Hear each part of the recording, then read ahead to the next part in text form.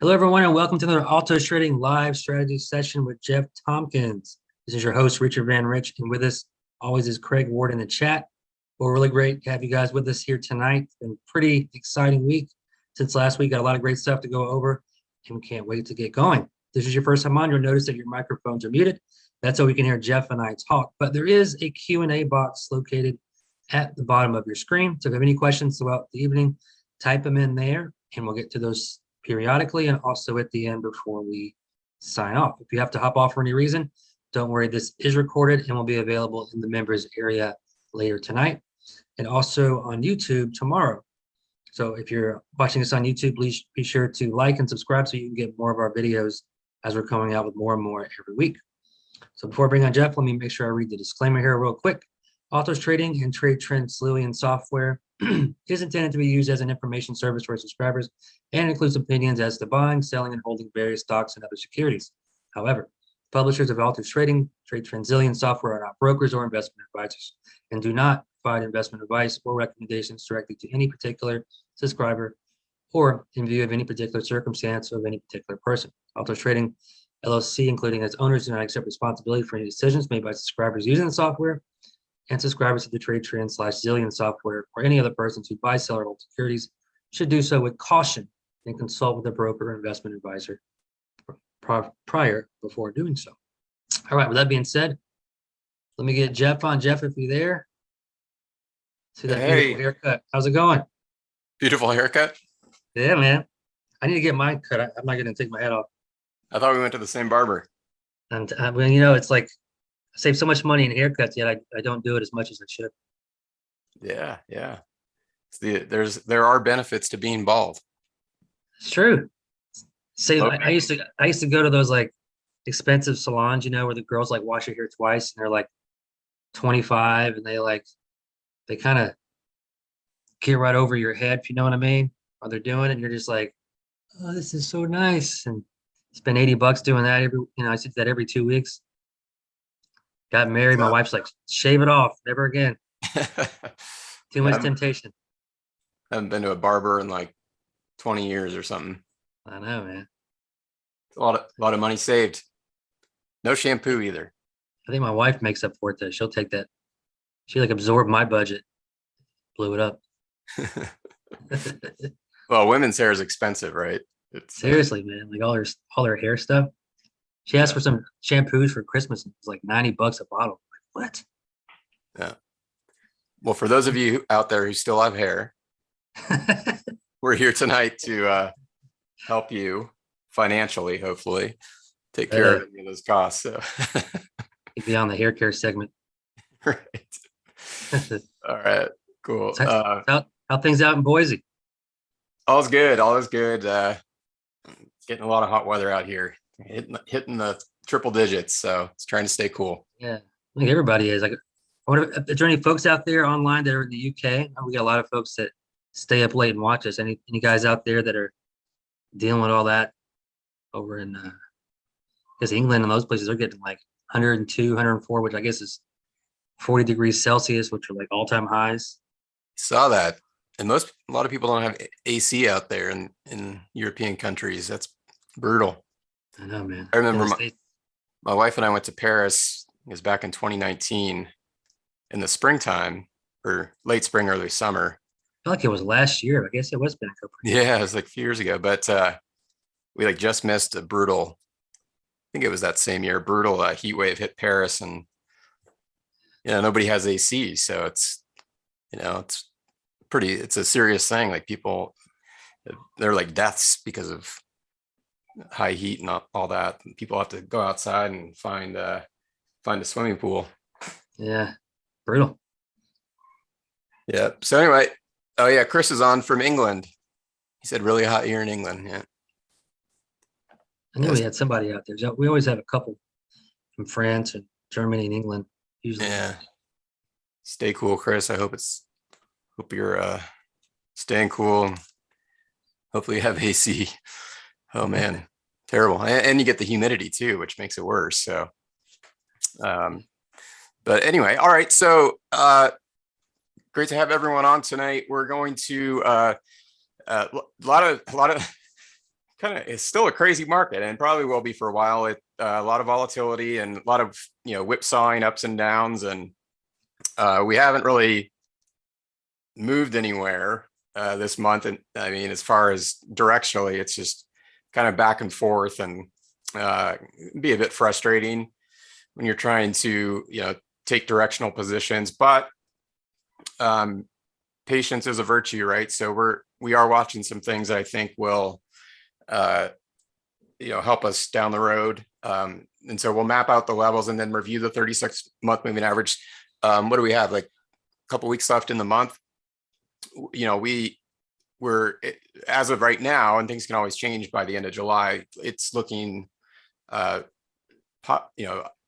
positive, and I'm optimistic we might see that strong close above the 36-month moving average on the S&P, which could create buying opportunity. I'm starting to kind of dip in a little bit to some index funds like the SPY, just very cautiously till I see what happens at the end of the month. And always remember, we tend to get a reduction in trading volume in summer months. So something to keep in mind. But as that picks up into the fall, that might give us more clear direction on what we can anticipate through the end of 2022. So we'll take a look at that. And then last week we talked about, we spent quite a bit of time on the VIX, the CBOE volatility index, and we talked about option skew and why it's significant, how we can use it to our advantage. And so we're going to follow up on that from last week and actually get into some strategy, specifically the risk reversal, as it's called, which surprisingly is not widely used amongst retail traders. It is used both as a hedging vehicle and a speculation vehicle for institutional trading. So I want to introduce you to that if you're not familiar with it. And we're going to specifically apply it to the VIX, which is why we focused on the volatility skew on the VIX last week on our session. So we're going to get into that strategy today. So I'm excited about that. And then we'll, if we have time, because it may take a little bit more time, and just depending on how many questions we have from tonight's attendees and things, to do our ticker roundtable. And if we don't, then we can spend more time on that next week. But we'll try to leave some time there, and then wrap up with Q&A. So I'm going to move kind of quickly through. Of course, I always say that, and then it doesn't happen. But kind of try to move quickly through our levels, because we haven't, like I said, haven't really moved a whole lot from where we've been trading this month, and just a lot of back and forth, ups and downs. And so there's really only some nearby levels that we're keeping a close eye on for now. Let me see if I can get this refreshed with today's data. All right, so looking at the S&P 500 on the daily time frame, and you can see what I'm talking about. We're really, starting in July here, where I've got my cursor, we're just kind of bouncing up and down. And so a lot of ranging price action. And so far, the S&P has really kind of obeyed this support zone around 3750. And then we've got the upper end. Richard, you got my video, thanks. We got the upper end of the range kind of around 3950, which we're approaching on the close today. So today on the S&P, we close at 3669. All right, so those are the high and low of that range are really what I'm keeping an eye on the S&P. So I'll just mark those out for you. And when I look at these levels, whether it's on the S&P or an individual stock or an ETF or any futures, it doesn't really matter. As far as the principle goes, it's universally applicable. So I try to create more of a zone than an exact level. And as you guys probably know, I look at the century marks, which would be like a 3,800, 3,700, half centuries, which would be here at the 3,750. And then quarter centuries would be, for instance, would be like 3,725. But when I kind of start this process, again, regardless of what security I'm doing it on, it's would be applied the same way. The reason I draw 3,750, there's a couple. It's a half century mark, so right, 3,750. I see rejection off this level over the course of a number of trading days here, and then the other reason it's significant is you can see on these particular days, that one not quite, price came down.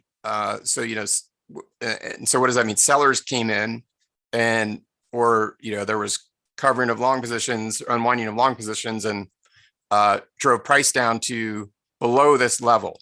But what's key here is that the price never closed below it. So it's a form of rejection and reversal off that level.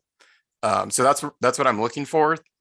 And so we see that at 3,750, but that doesn't mean that price didn't go below that level, because obviously here on a number of days it did, right? On June 30th, let's see what the low was on July 1st, just above it, 3,752, dipped below it again on the 5th, and then on the 14th. So we're just looking for multiple touch points with without a close below that level. And so that would qualify. And then of course the half century mark. But there's still obviously lower support, and we could look at the actual lows, but just eyeballing it, probably right around that quarter century mark, 3,725, would be another one to watch. And so that creates the support zone, right? And this one's kind of tight here. And then, we have lower support. I would mark 3,650 because similar to 3,750, we have trading below that level, but not a close. And we've got multiple touch points, and it's a half century mark. So that's kind of the thought process behind these support levels. And then the same applies for resistance. We want to look for similar types of situations with resistance. So that's kind of what how you want to look at these. And then the other thing to look at is what was the magnitude of the move from that level. If there was really no move from that level, then and there weren't multiple touch points, then it's probably not, really worth watching. It also doesn't have to be near term. So we're looking just very near term here in June and July, but we may, zoom out on our chart and look back months or even years for these levels, for action around these levels. So just try to walk you through and help you identify, how we identify these levels and what the rationale behind them is. So 3,950 is kind of the top of our zone. And you can see that we've got resistance here, and then moves off back down into support. So see how we came up off this support zone, hit resistance, then back down. We went back up, back down, and we're back up now. So, sort of what would be referred to as a channel or a range. And when we're in this type of price action, a range or a channel, we want to look for breakouts of a support or resistance for more confirmed direction. So what I'm really watching is, because what are we doing now is, today, as of the close, we're approaching a resistance level, right? Here's today's candle. There's the close from today. And here's our resistance at 3,950, half century mark. So question is, are we going to break through this? And if so, we want to see and one main reason I don't, intraday trade is a lot of times you'll see at a strong level like this, you might see, just like we saw down here, buyers push the price through and then sellers come in and drive it back below that level. And so then it would still hold as resistance. So we need to actually see a strong close above the level.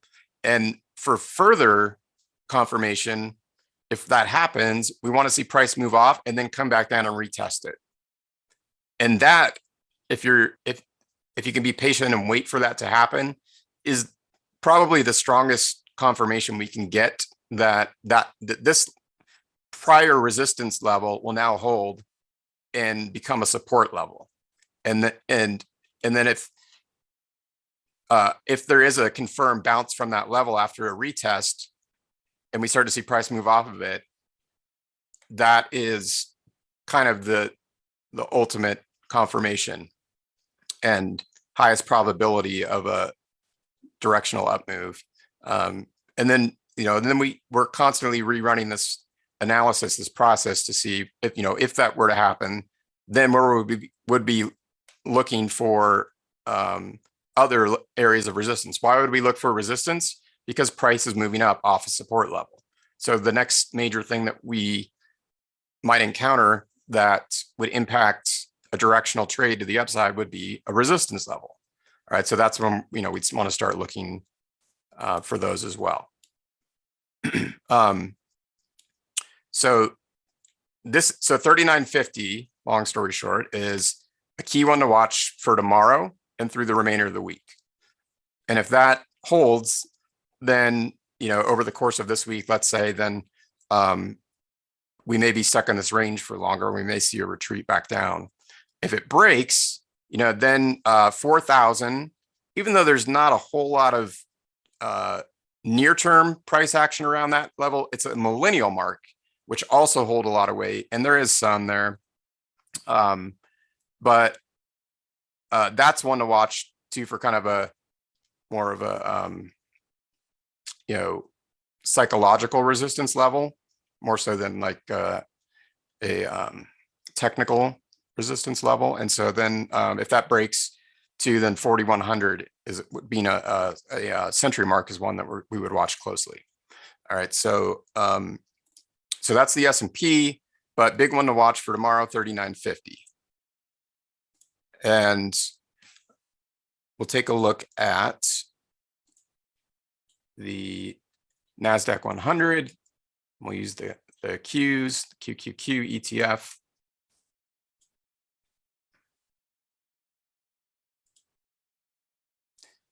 So slightly different picture here because we actually did break resistance today, which is significant because I look at all the indices because even though they're made up of different companies, there's correlation, correlated moves across the indices.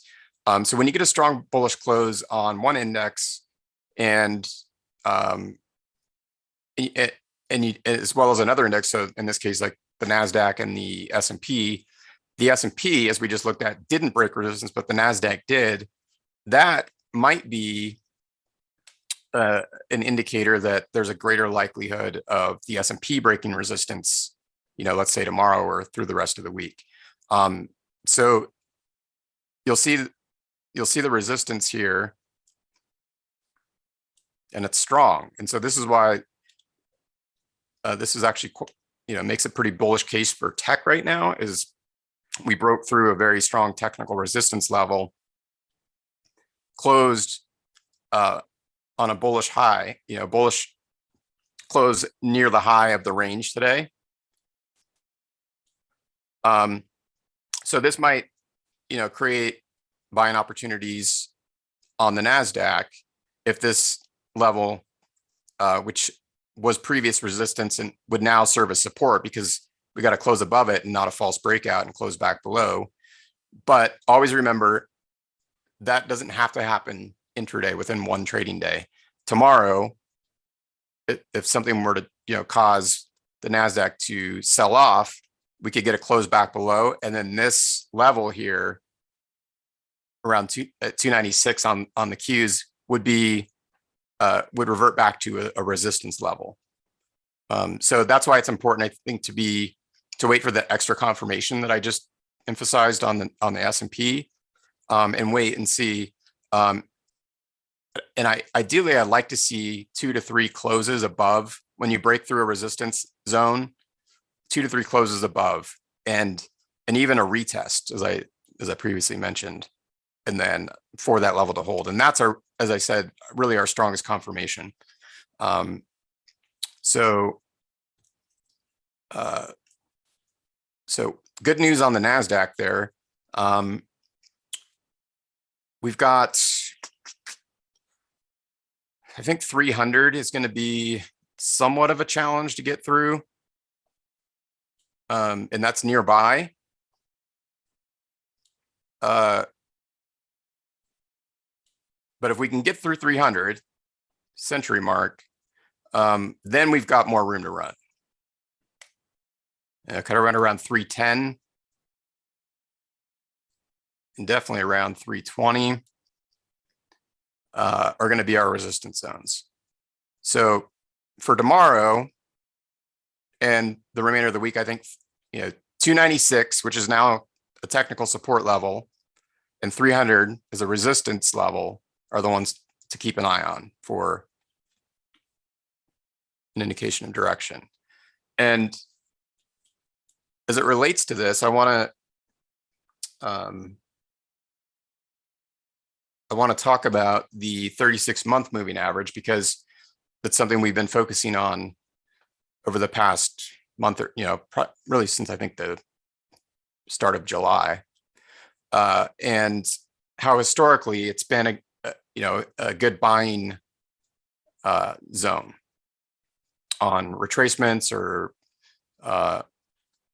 market sell-offs, or even market crashes, or bear markets. And of course we can dip below, but over the very long term, if you look back decades, it's historically been a good indicator. In past sessions, we've gone through the rationale of why that is, but just real quickly, it's not just an arbitrary number. We don't just randomly pick 36. It has to do with the market cycle. So the kind of the cyclical nature of how bull and bear markets play out, and that's really the rationale for using it. And without going into more detail, but which we've done in past sessions. But what's happening right now is we've obviously sold off into this moving average from the start of the year. Now we're looking at the S&P, by the way. We're off the NASDAQ, back to the S&P, but we'll look at that too. Look at the NASDAQ. And so moving averages are kind of a dynamic support and resistance tool. So when we're drawing these horizontal lines, those are static. They don't move. We do redraw them and reanalyze them and adjust them as markets play out, but they're typically, a static level or zone. Whereas a moving average is more of a dynamic support or resistance, because that's why it's called a moving average. It's the average, and it moves based on price action. So that this is when price is above an average, it's going to be a dynamic support. And I really like to use these dynamic or moving average support or resistance levels in combination with the horizontal static levels. I look for confluence between the two. I want to see them, react around a certain area. And I believe this line that I drew here from a past session is the 20% peak to trough, which is bear market territory, right? So we're closing back above that so far in July. This is a monthly chart, so it's not closed yet, but currently trading above. And look at we've had rejection off of this 36-month moving average. So dip below last month, but closed above. And then dip below this month and reversed. That's what we really want to see. So what we're waiting for is this going to close above this 36-month moving average at the end of July? So far, it's looking promising. Things can always change. But if it does, that can often create buying opportunities, and it could potentially, like anything else in trading, not a guarantee or 100% certainty, but can give us a higher probability of an indication of a stall or reversal in a bear market or a market sell-off. And you can see that happened here a number of times in the past. Now, if we do get a close at the end of July above this moving average, and then something causes the market to sell off again, and we get a close back below, we're going to revisit that, because then there's a whole new approach and the significance to that happening. But for now, it's too early to say, and not yet relevant. So right now, things are looking actually bullish in the month of July, and so that's why we're watching some of these resistance levels so intently. So 3950.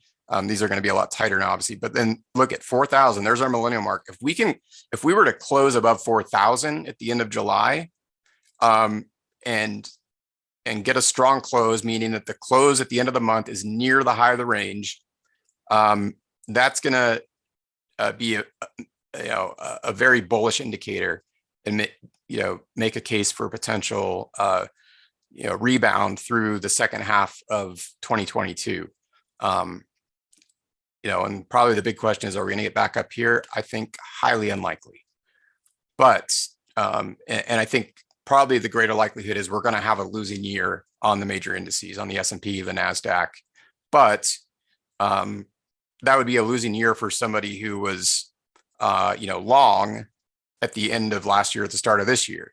And it's not a losing year if you jump in, right, when you've mean reverted to a 36-month moving average and the market starts to rebound off of it. Then you have a different cost basis than somebody who was a buy and hold, or who, was long stocks or index products at the end of last year or the start of this year. So even though, the S&P and NASDAQ may post the negative year for 2022, there are people that can come in at lower prices and have very positive years, if you understand how to analyze these things, and it plays out the way that we're analyzing it. So let's see, what have we got? Is Tuesday? I think it's Tuesday the last. Yes, the next Tuesday is the last Tuesday of the month. So we'll definitely be watching this closely on our session next week on Tuesday, and we'll continue to. But as we get into August, early August, we'll follow up on this further with more strategy-based, approaches. Because right now we're just really watching to see what the July close is, and then we can start getting into some strategy. And we're going to do that tonight. And actually, what we're going to cover tonight, the risk reversal, is a great tool for both hedging and speculation. And so if you do have a long portfolio, as I mentioned last week, or a 401k or IRA, where you basically are, have long positions, or you're buy and hold, and you want to hedge, we're going to go through some ways to do that. So I'm gonna hop over to the VIX, and we'll take a look at that, and then that'll be a nice segue into the risk reversal, because we're gonna demonstrate this on the VIX, on the CBOE volatility index. Now, this type of trade can be set up on any optionable security, but there are definitely rules around it that need to be considered, and it can't really be treated exactly the same on every security, because they all have different, prices and option strikes, and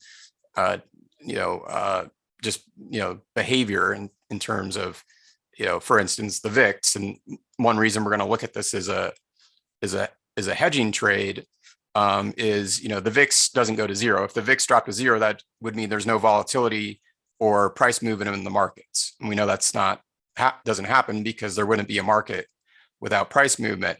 So the VIX has never gone to zero and never will go to zero. And that's, a very important thing to consider when we're setting a certain type of trade up. Whereas a stock, although it may be unlikely it goes to zero, it can, and stocks have gone to zero. So we'll get into that a little bit more. But for now, the VIX, as we've talked about in past weeks, has continued to find support up around this 35 to kind of 39 zone, and is now retreating back into resistance. We finally got it closed below 25. So 25 is well, we've had a couple, but the reason why this one is interesting is, as I'll explain, because it was following a close above. So always look for whipsaws, because whipsaws trick people, and it's usually that when people get tricked that things go the other way. So, and that happened here. It's like here was a close below 25, right? But then we gapped back above, and the VIX spiked up to 29, right? So you want to watch for these whipsaws, and then always keep an eye on the next relevant level in the direction that the asset's moving. So right now it's moving down.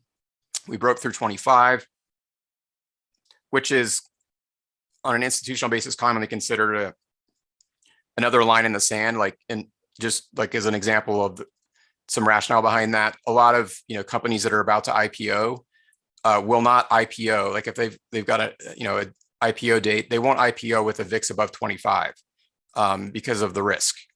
So there's a lot of things around that level that they're used for certain ways, but VIX below 25 is generally considered a safer IPO environment, and a number of other things. But and you can see a lot of the price reaction around this level, right? And when we get gaps above and close back below, but a close below 25, especially when we start getting multiple closes below, is more of a bullish case. But we still do have some support to watch here. And it's kind of it's not at a real significant technical number. So it's more of a 23 to 24 zone. But it's the swing low here from back in like early July. What was the low there? 2374. So I want to see the VIX close below this 2374. And then there's a greater likelihood that we'll get back down to 20 or below, which if we can get down below this, out of this zone, and the VIX can continue to drop and volatility subside and the market move up, then there's more room for it to run, right? And then because that wipes out a major support zone here. And that would make more of a bullish case for the market. So to put it all together real quick, we want to see the VIX continue to drop and move below this support zone that it's now entered again. And we want to see on the monthly time frame, we want to see the S&P close strongly near the high above that 36-month moving average at the end of July. And then, that's, and again, we'll analyze it again next week as we get closer to the end of the month and into the start of August. But those are the things that we want to see happen in conjunction with each other. So I'll pause there and see if there are any questions, and then we'll start talking a little bit about the risk reversal strategy. All right, let's see. Since we're just talking about the VIX, Keith just asked, how do you explain why the VIX barely moved today when the major market indices were so much higher? Good question. So the percentage move is important to look at. So so today it moved down a little over 3%. Whereas when you see it we'll just look at this candle here from today, and this one I just randomly picked from June 17th.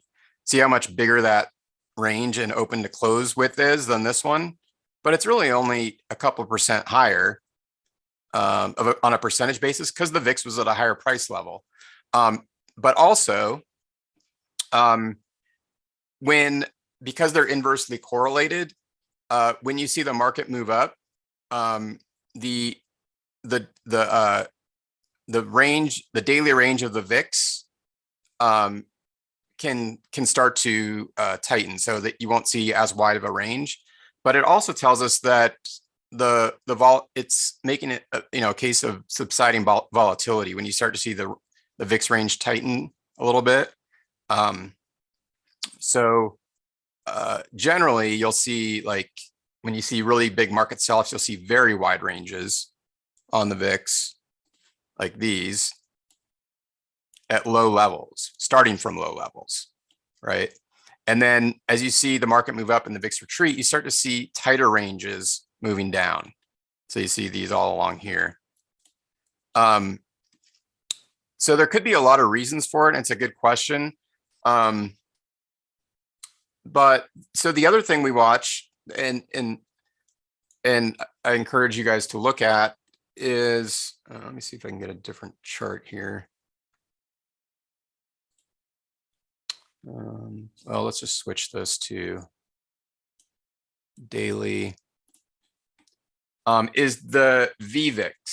So we talked a little bit about this last week. The VVIX is the VIX volatility index. So it's measuring the volatility of volatility, right? So when you see the VVIX, VVIX, retreat to lower levels, you know, I kind of use 100 as the line in the sand for the VVIX. So when you see the VVIX above 100, you know, that's one of my indicators of caution in the market. You know, be cautious in the market. There's probably going to be increased volatility and potential market sell-offs. And look what happened. We were above it. This is a 1-year window over the past year.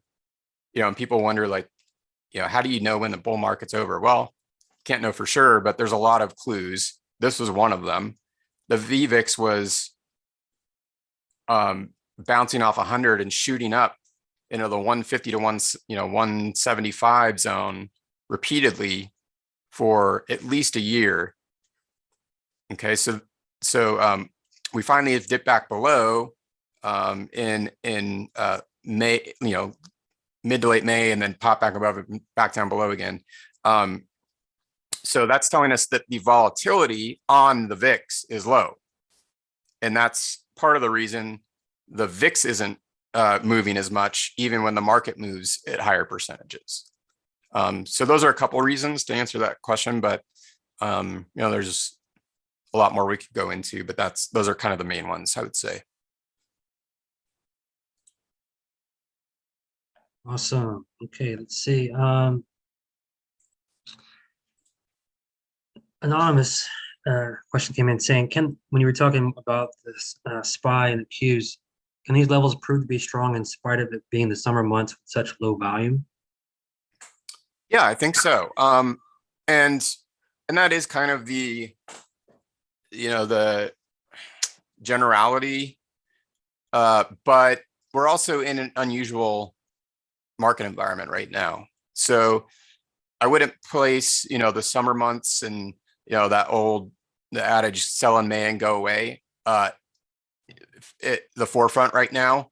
In fact, I'm pretty much ignoring that whole kind of thing because, you know, in a normal market, under normal market conditions, and what's normal, I mean, you know, let's just say over the last decade, that might have been more relevant, but in the context of what's happening now in the market and also what's happened since the start of this year, and that we've gone from a secular bull market to a bear market, you know, trumps that. It kind of overshadows all of that, you know, generality of the seasonality, you know, of summer months and low volume. And so, yes, I think that these levels and all of these things that we're talking about right now should be really looked at in the context of other things and not just the summer seasonality.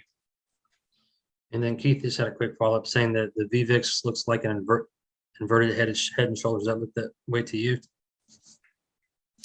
I have to go back over to it. Let's see.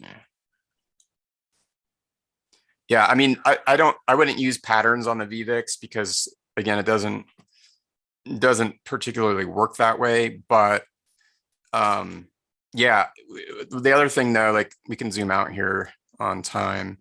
You know, the other thing with the VVIX is when it does get to low levels, while it can stay there, let me go out further.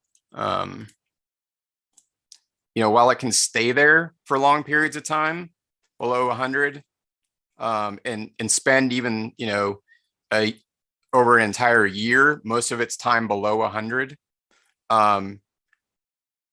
When it does get down into lower levels, there's a greater likelihood of an increase. Now, remember, this is just measuring volatility on the VIX, the CBOE volatility index, that there's an increase in volatility coming up. And so generally that's kind of more down around the 75 to 80 zone. But even where it resides now, we can see volatility pick up from these lower levels of the VVIX.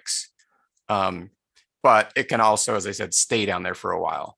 So this is kind of, the VVIX kind of behaves as far as price patterns in a similar way as the VIX itself. You can see it just bounces up and down.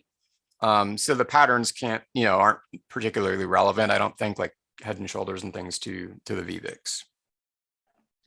Okay, and a couple of people asked this question. You've talked about it in the past when you went over the 36-month moving average, but a few people have asked, does it work for individual stocks as well? So instead of just looking at SPY or the Qs, you look at Amazon or Apple or Micron or somebody. Yeah, I mean, so if you think about like what we're looking at, and how we're applying the 36-month moving average to the S&P and the NASDAQ, obviously those indices are made up of components of stocks like Apple or Tesla or, you know, Facebook. But I don't apply it to individual stocks, but because these indices are made up of, you know, they're basically have all these components that are individual companies. I use the 36-month moving average on the index itself. And then if I'm looking at a stock within that index, then I would still apply all the other analysis that we do, the support and resistance, and all the other things we cover in our weekly sessions. And that's kind of the top-down approach, but I don't actually apply the 36-month moving average to the individual stock. But if the index that the stock trades in is behaving in a way that we've talked about, that gives a bullish case for the broader index, it's kind of like, you know, the rising tide raises all ships. Then that might, if I'm looking at trading an individual stock within that index, give me, you know, the confirmation with, you know, the caveat that the stock would have to meet other criteria for me to build a trade around it, you know, and that would be, you know, other things that we focus on, like support levels and things. So I mainly just use it on the major indices, and that's why we do this top-down approach and structure our weekly sessions that way. Is, you know, we start by looking at the indices, and then as we drill down into stocks, we want to, you know, consider what stock does that or what index does that stock trade in, and, you know, kind of use that top-down approach. Gotcha. Makes sense. That's all I got. Okay, so we're going to talk here a little about the risk reversal type of setup, and it's an option strategy. We're going to apply it to the VIX, but last week we talked about volatility skew, and if you didn't attend last week, I urge you to watch the recording on our YouTube channel, because volatility skew is important to understand. And the reason that risk reversal is given that name is because it is basically it reverses that volatility skew. So as an option, like if you just on a very basic level, if you look at an options chain, generally the puts, let me just pull one up here. So we could like look at let's just look at Apple. Right, so generally like the puts are priced higher than the calls because there's more fear of a move down in a stock than there is a move up in a stock, right? So, if you go out like equidistant, so we go out, like, let's see, 1, 2, 3, 4, 5 strikes on the call side, we see that these are offered at 135. But if we go 5 strikes out on the put side, they're offered at 415. That's a huge volatility skew. So the premium is a lot higher. And that means there's more fear that Apple stock is going to go down in price. And for that, it's like insurance. They charge you a premium and it's higher because there's a greater risk of a move down. So what a lot of people don't understand that trade options is that volatility skew can actually hurt you. And so even if you, like, for instance, bought a call option with the expectation that a stock like Apple here is going to move up, it could very well move up and you could make no money or even lose money because of what's called volatility crush. And the skew is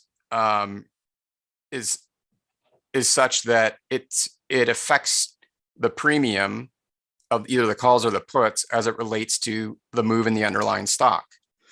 So what a risk reversal does is it helps overcome that volatility skew. And there's other ways to overcome it too. And we're actually going to combine a particular type of options trade with a risk reversal type of trade. And so, as I mentioned, these can be used for speculation. They can be done in both directions. We're going to apply them to the VIX. I'm going to go back over to the VIX. And they can be used for hedging. And basically, when you, on the VIX, we're only going to use call options. And if you were, so again, you can do this on individual stocks as well. But when you set up a risk reversal strategy, it's similar, or what's called synthetic, of a long position in the underlying security. So like if you set up a risk reversal on Apple, it would be the equivalent to being long the stock. But there's a big difference. If you want to buy shares of Apple, what was it trading at? $151, right? You're going to have to fork out a lot of money, $151 a share. If you're going to buy any significant number of shares, right? So with a risk reversal, we want to set these up for very close to zero outlay. So either a small credit or a small debit. But to be clear, that doesn't mean there's no risk in the trade. But we're not going to fork out huge amounts of money to take a directional position. And so then conversely, if we set up a risk reversal on using puts on a stock, it would be equivalent to a synthetic short position in the stock. But what it's going to do is it's going to overcome the volatility skew. And there's volatility skew in the VIX. And give us a tool to speculate on, a VIX spike or to hedge a portfolio. And we'll get more into hedging in future sessions. For now, we just want to look at the structure of this trade and how it's set up. And then there's a lot of rules around, if you're gonna if you have a long portfolio of stocks and you want to hedge it, then we'll need to start looking at like position sizing and how many contracts to trade and those things. But for now, we'll just look at the basics of the structure of it, what it means, and it'll be a little challenging to demonstrate, because when we use it on the VIX, we ideally want the VIX to be fairly low, and I'll explain what that means. Right now, it's too high to actually set this trade up. I can still demonstrate it for you, but we don't want to set up a risk reversal call spread on the VIX when it's high, because what happens when the VIX is at higher levels, it inevitably comes back down, and that's not what we want to happen. We want the VIX to go up. And remember, that's inversely correlated to a long stock position or being long the markets.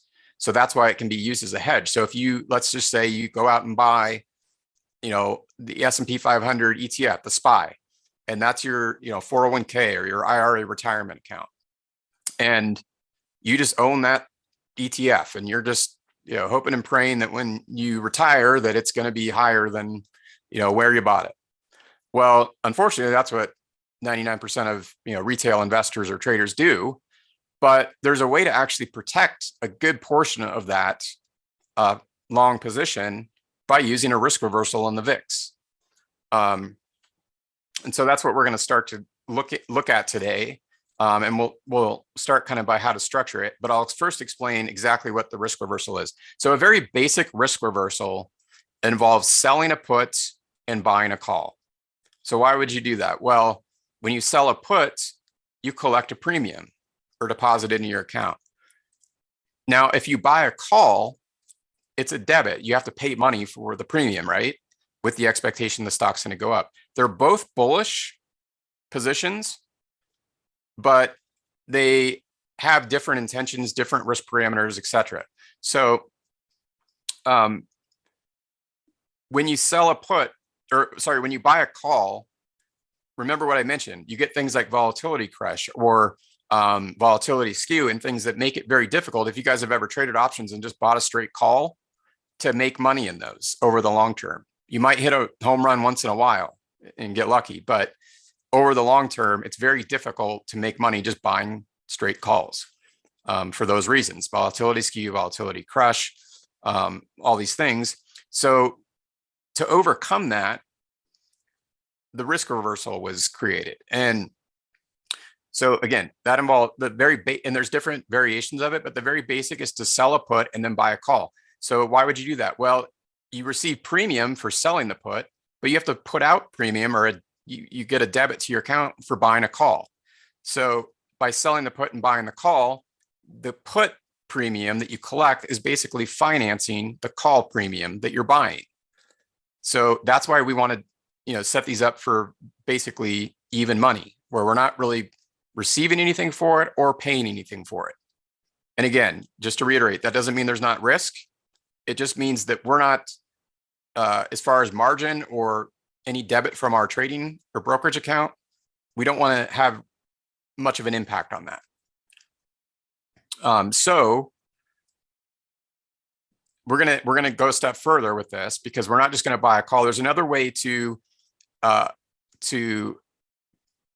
reduce or even eliminate all of the other downsides of buying options, like Vega, Theta, all these things that are working against you, by creating a vertical spread. So rather than only buying a call at a particular strike price, you can buy a call and then sell a call at a higher strike price, and there's still a debit for that. But by selling a call in combination and creating a vertical spread, you're also addressing things like volatility skew and all the, if you study the Greeks as they relate to options, all the impacts those have on them. So it's kind of like a double benefit. So it's a variation on the basic risk reversal. And it involves selling a put and then buying a vertical call spread. on the VIX. So I'll go over some rules and then we'll kind of set up an example one. But again, the VIX really isn't at the right level to do this right now. We want to wait till it's lower. I ideally want to see it. And that's why we do these, you know, you don't have to do a lot of chart analysis for this type of thing, but you'll need to look at the VIX level, right? So again, we pointed out that today it closed at 2450. I want to see this thing really below 20, but ideally even down in like the 10 to 16 or 17 zone is really the most opportune time to set these up, whether it's for speculation or hedging. But once you get more used to these, after I demonstrate it, and more comfortable, and do people set these up when the VIX is at a support level, like let's say at 20 but not below it? Yeah, but it's just because we do get big spikes in the VIX off the 20 level. As you can see over the course of the last year, we've gotten a lot of them, and 20 has served as a significant support zone. But ideally we want to really set this up with a lower VIX, and the reason for that is remember what I mentioned. The VIX never goes to zero. It never has, and it never will, because that would mean there's no volatility or price movement in the markets, and then there wouldn't be a market. The all-time low of the VIX, I think, is around 9 and some change, and that's VIX settlement. And we talked about that last week too. The VIX settlement, and so you can imagine if you're selling a put, you don't want there to be a whole lot of downside risk, because then if the security, in this case the VIX, moves below your strike, that portion of the position can lose money. So that's why it's best to set this up when the VIX is already low, because we know historically where the VIX is traded down to.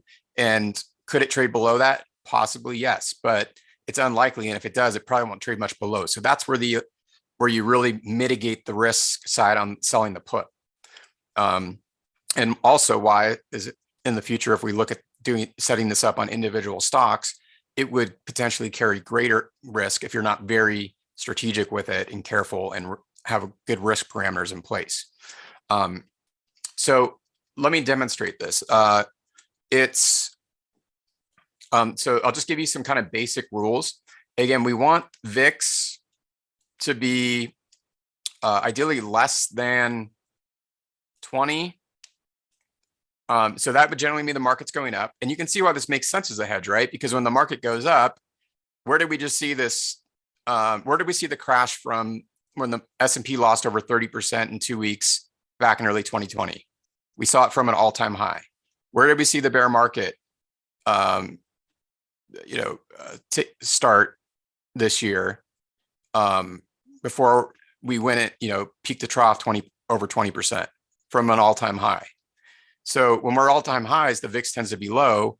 People tend to get complacent. A lot of retail buyers tend to come in and buy instead of being cautious. So you can see kind of how this mentality and approach makes sense. So we want the VIX to be relatively low, ideally below 20, but really the best zone is VIX between let's just say 10 and 17. That's our real sweet spot. And then for expiration, we want to go out. I like to go out around 30 days. So probably minimum like 25 and max 40.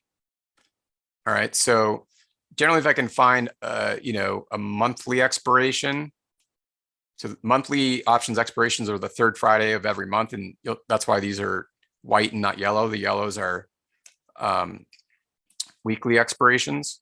So this would be the monthly, August 17th, and it's 28 days till expiration. So that would be a good expiration cycle. You want to get kind of around 30 days out.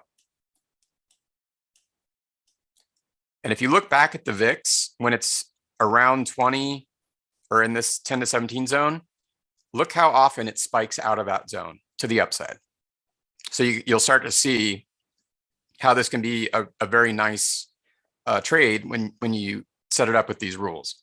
All right, so we're then going to look at selling a put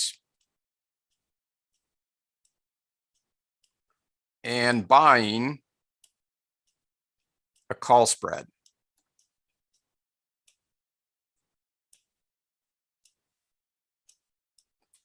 Okay, and that's what we're gonna look at now.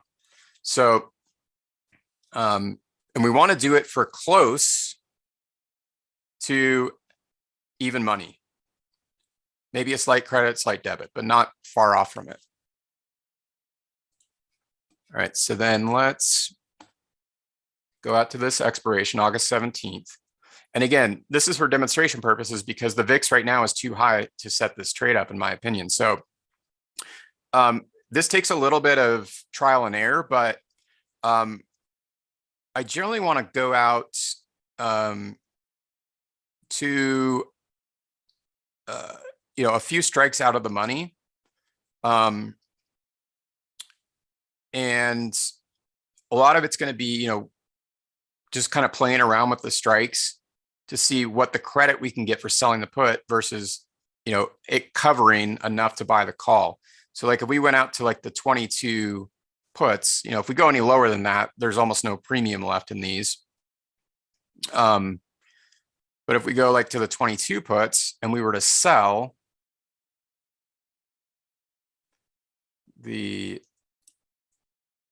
so we're going to sell those, and that could actually be for probably more like 25.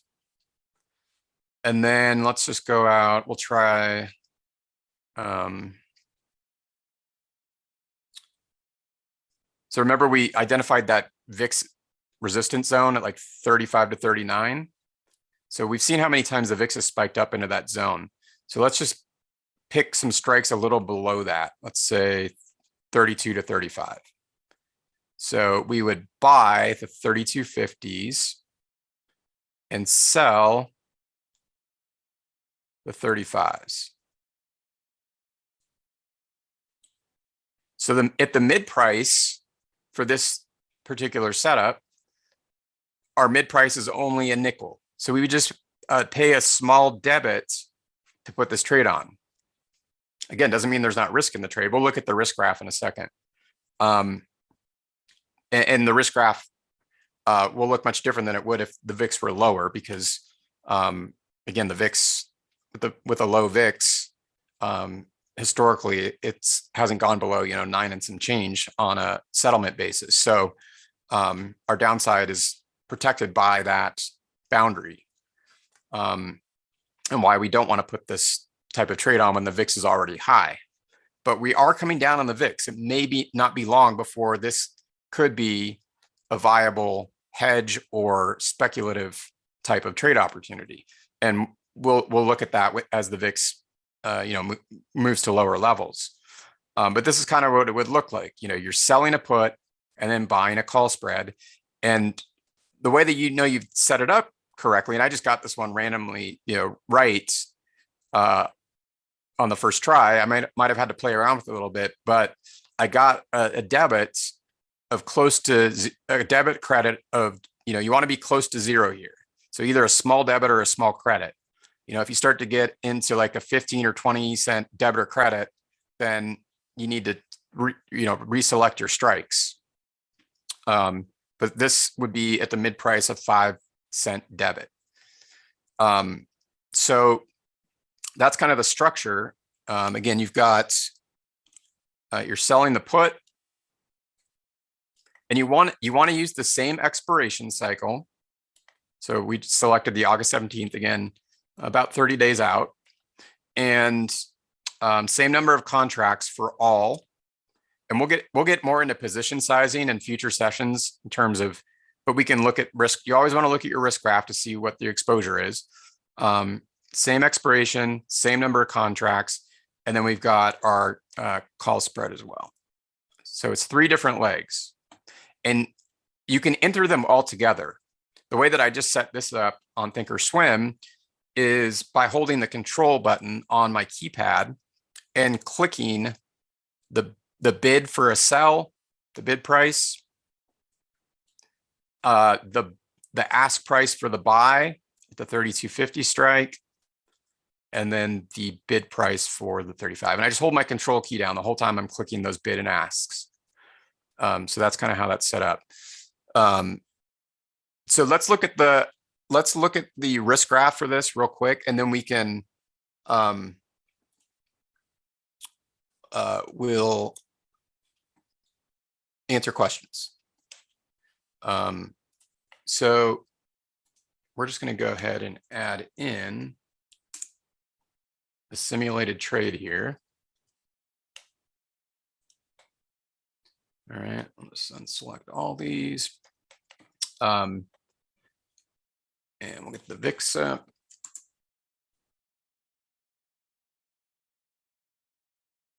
Okay, so again, we're going out 28 days in expiration.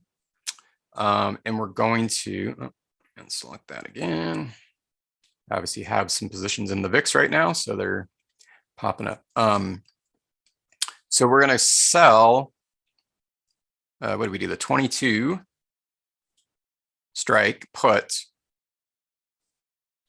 and down here, buy the 32.50 and sell the 35. Okay, there's our 5-cent debit for this trade. And we'll just use 10 contracts as an example.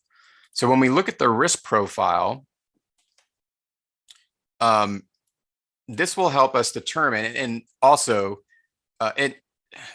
we'll have to get into more into risk profiles analysis and things, but the blue line is at expiration. If we were to hold this trade to expiration, that is never our intention. We don't hold this trade to expiration. We want to get out of this with a good week left until expiration, but probably sooner if you get a VIX spike. So what we're looking at is we're looking for, so the purple line is if this were to happen, would have happened today if we entered this trade, and we can change, there's different ways to analyze this, and really we want to use a step analysis, and we'll do that on probably next week's session. So we can get, it allows you to analyze what the outcome would be on particular days within that expiration cycle.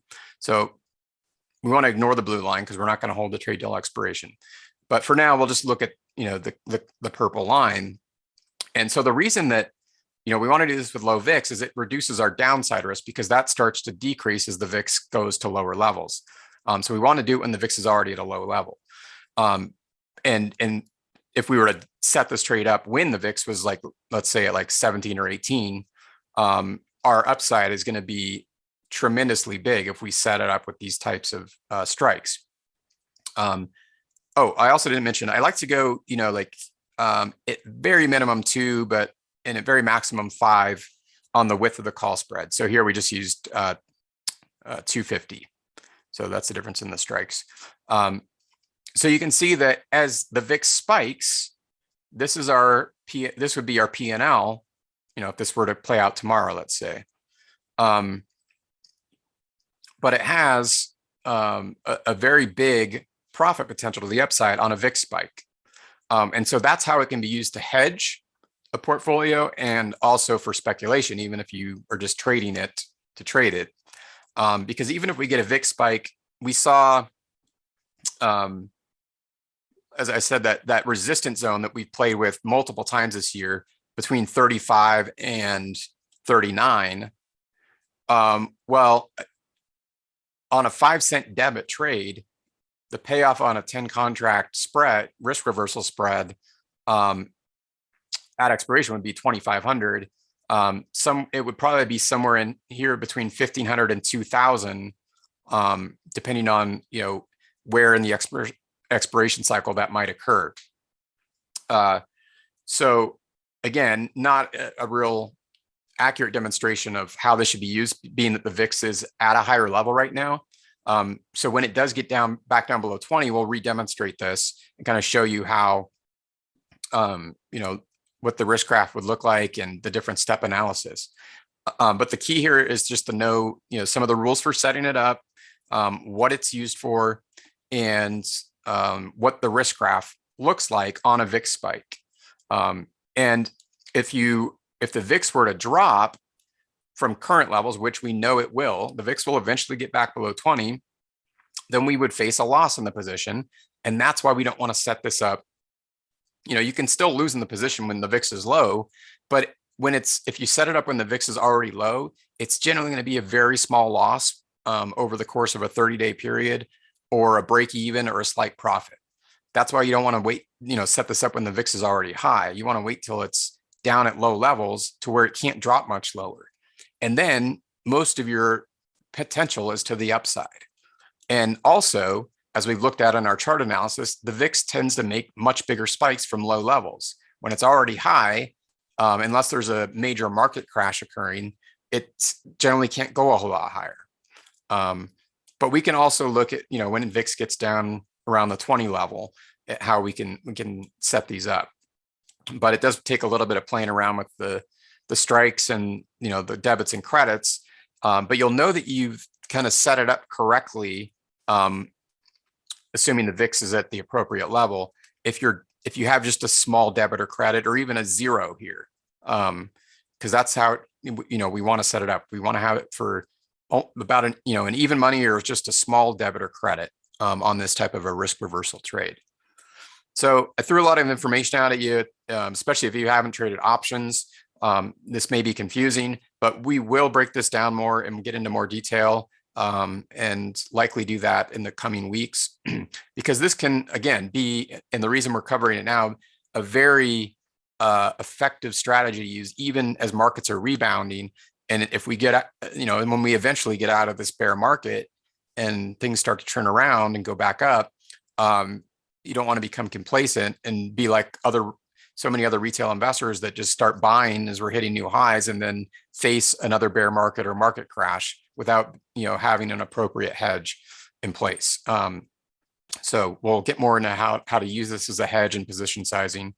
And this, demonstration today was kind of more for speculation. But again, remember, low VIX, you want it to definitely be below 20, but ideally between about 10 to 17 or so.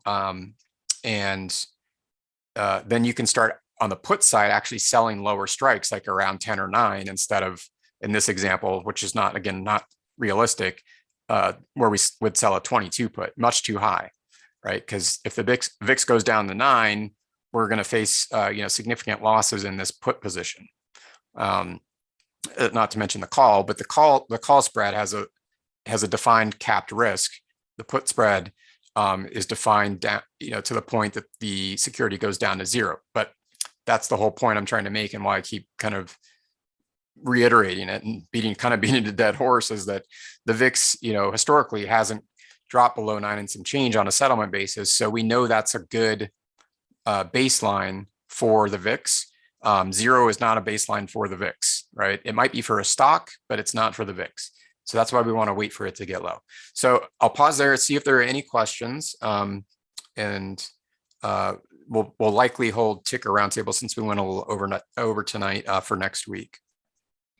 I mean, I'm trying not to use like curse word, but this is like effing incredible. Like Keith said, this is awesome as usual. I do too. I mean, this is like why I got excited about options, 11, 12 years ago.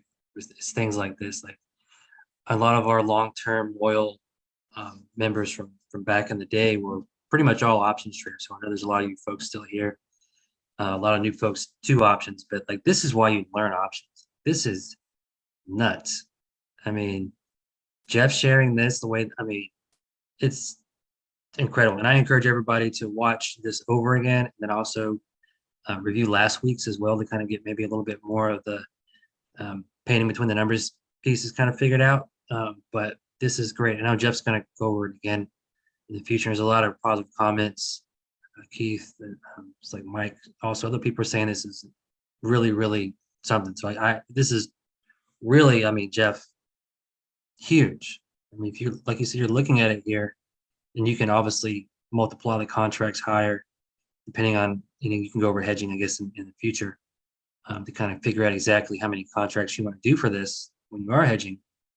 But I mean, just the sense that, you're forking out $50 to essentially give you, roughly $2,500 worth of coverage. When Yeah, you do it correctly, like you said, you start around 15 on the VIX, where it's almost never going to go below too much lower below that. yeah, and that's You the know, key. You really want to wait for a low VIX.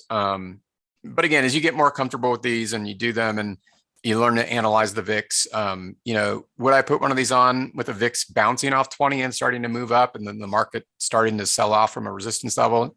Because see, this all kind of ties together, everything we're looking at with all of our analysis and how we start our sessions. Yeah, I might do that, but not if I'm just starting out. If it's risk control is so important. Money management is it's often referred to, and that's going to differ based on where I would put this trade on in a VIX cycle. And so there's a lot of other things to get through. And then of course with hedging, that becomes a bit more complex in terms, it's not real difficult, but in terms of figuring out, you don't want to create, you actually don't want to create a perfect hedge. We'll get into more of that later, because then you basically eliminate a lot of your upside potential. But when you do it strategically, and I'll show you, when you have a long portfolio or a retirement account, you can hedge a huge amount of that downside risk, to the point where it's not really being used as a money-making strategy. You're just putting this on, once a month, let's say, because you're going out 30 days roughly in expiration, to protect your portfolio. And if there is a market crash or a bear market or a major correction, it should have very minimal impact on your long portfolio or your retirement account. And yes, you can place these trades in a retirement account. Or if you have a 401k and you can put money into a personal brokerage account, you can hedge in a different account. It doesn't have to be within the 401k. But we'll get into that more. It's just because it's more complex, and we'll talk a little. But this is actually a very commonly used hedging strategy in hedge funds. So a lot of I run a hedge fund. This VIX risk reversal is widely used in the hedge fund world. Very little used in the retail trading world. Eric is asking, since you're selling a naked put, is there a margin required? Yeah, so there will be a margin requirement with this, but the VIX and when we get into margin questions, it becomes a bit challenging because there are different types of margin, like portfolio margin, and different margin requirements for different account types. But this will hold margin. It should be relatively minimal when you set it up with the rules that I've explained, with the low VIX. And of course, it's based on your position size, your contract size. But it takes very little out of the account for relatively small amount of margin, and virtually no cash outlay, or slight cash outlay, or even a slight credit. But again, that doesn't mean there's not risk in the trade. Your risk here is not 5 cents, right? Because and that's why we want to look at our risk graphs. So that really, again, I know I've said this so many times, you want a low VIX to where it doesn't have the potential to drop much lower, and it has a much greater potential and room for upward movement. So that's really important. And also remember what's happening when there's a low VIX. The market's going up. And where do these crashes and bear markets and everything come off of? They come off of markets when they're at all-time highs. So that's, again, just kind of setting up the mentality and the rationale for why this is so effective and why it's important. So generally, you don't, if on the flip side of that coin, if the VIX is high, then the market's already sold off, right? So it's too late to put this on. You want to put this on and have this like as a hedge or a speculative trade when the VIX is low, and then wait for it to spike. And if it doesn't happen within 30 days, if you do it correctly when the VIX is low, you might have a small loss, but it's probably going to be pretty minimal. When it pays off and it hits, you can have a really, really, really big profit. So you can just, it's an easy trade. You can just put them on once a month, as long as the VIX is within those levels that we talked about, and just keep putting them on. And then when we get a VIX spike, boom, right?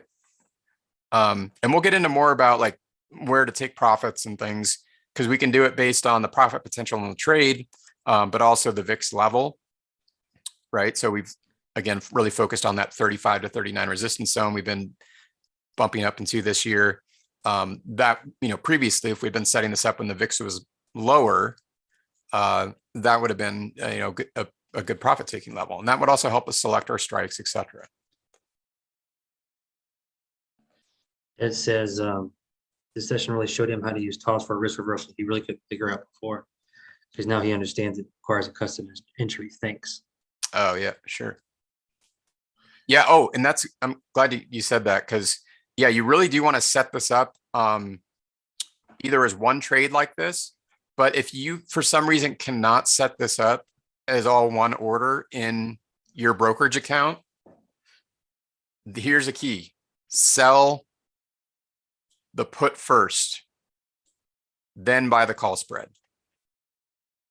You don't want to buy the call spread first and then sell the put, because you want to make sure you collect the premium you're looking for on the put, and then that will help you determine how much you can pay for the call spread to get close to an even money outlay.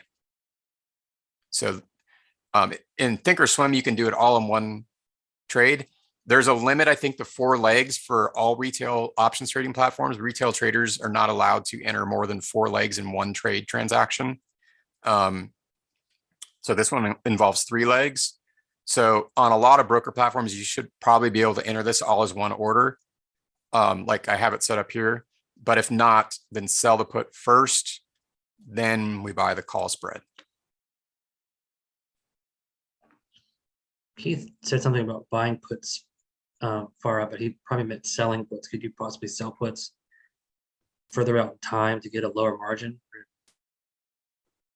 No, you want to do it all in the same expiration cycle, because you want to take advantage of the theta decay in the puts since you're selling them. And yeah, you don't want to get tricky or fancy with this. Same expiration cycle, and generally probably like a let's see. Let me go back over chain. Probably, somewhere around a, 15 to 25 delta. So, probably like 2 or 3 strikes out. You can't really go much below that to get enough premium. Here's our delta to pay for the call spread. All right, that's all I got. All right, no other questions, huh? Yeah, I mean, there's people asking questions about the exit strategy, which you kind of touched on. You're going to go over more next week. Yeah, just because we ran over tonight, we'll talk more about the exit. But again, we'll generally use like a VIX level in addition to looking at the profit potential in the trade, and then talk a little bit more about we'll look at the step analysis and the analyze graph and look at the possible outcomes, across different days in the cycle of the trade. And then you can kind of get a feel for, and then I'll give you some kind of more specific rules for when to exit it. But generally when you get like, a profit around the width of your call spread, that's a good point to go ahead and take profits on it. This is just the general rule of thumb. So, all right. Well, if there aren't any other questions, I want to thank everybody for being on tonight. Thanks for Richard and for moderating, and Craig for helping with Q&A in the chat. And thanks Keith and Raju and everybody. And we'll see you guys. Most likely, there's a chance I might have to travel next Tuesday, but we'll give you guys enough notice if we have to reschedule. But if not, we will see you same time, same place next Tuesday.